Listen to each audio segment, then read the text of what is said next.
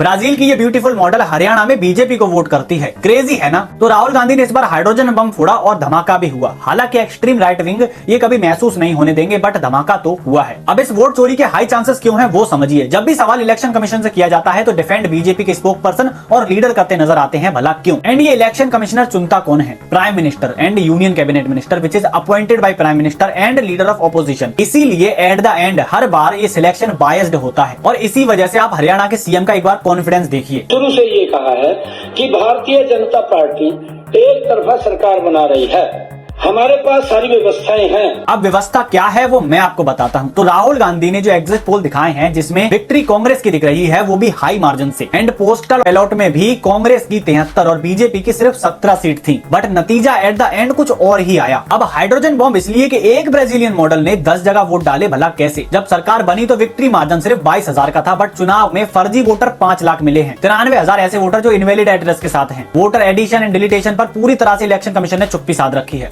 एक असेंबली से एक महिला के 100 वोट मिले हैं, तो कहीं दूसरी तरफ 2 बूथ से एक महिला के 223 वोट मिले हैं। 1,24,000 से ज्यादा वोटर फेक फोटोज के साथ हैं। कहां तक जस्टिफाई करोगे और कैसे यकीन दिलाओगे जनता को कि उनकी वोट की कोई वैल्यू भी है। और इंडिया की तो कंडीशन ये है कि वोट चोरी होना हो, लोगों का दिमाग चोरी हो चुका है। इसीलिए इलेक्शन चाहे लोकसभा का हो, चाहे राज्यसभा का, चाहे विधानसभा का, वोट मोदी जी की शक्ल पे पड़ता है। इसीलिए लोग कॉन्फिडेंस से बोलते हैं कि आएंगे तो मोदी ही। ये रियलिटी है, ये कोई झूठ नहीं है। जब तक वो है तब तक वही आएंगे, किसी और का आना इम्पॉसिबल है। बाकी आपका इस सबको लेकर क्या ओपिनियन है मुझे कमेंट सेक्शन में जरूर बताइएगा। मिलता हूं आपसे अगले वीडियो में, तब तक के लिए जय हिंद।